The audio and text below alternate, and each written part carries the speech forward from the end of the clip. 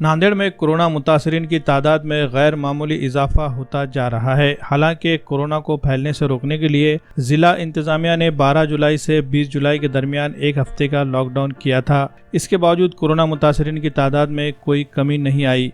ऐसे में एक हफ्ते के लॉकडाउन में मजीद 3 दिनों की तौसीक कर दी गई है।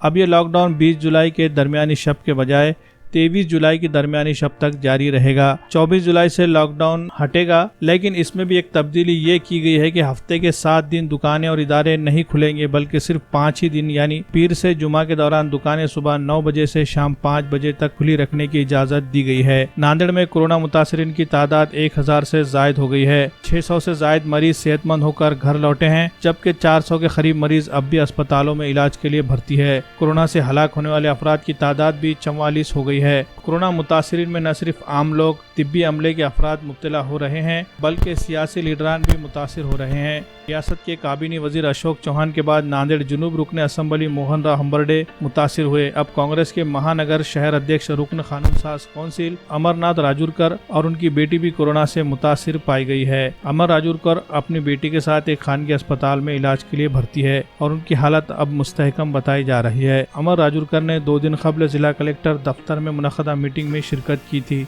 जिसकी वजह से आज जिला कलेक्टर डॉक्टर विपिन ईटनकर ने भी अपने आप को होम क्वारंटाइन कर लिया है। साथ ही जिला कलेक्टर दफ्तर में आज कारपोरेशन के सफाई मुलाजिमीन ने जरासीम कश दवाइयों का छिड़काव किया और पूरे दफ्तर को सैनिटाइज किया गया।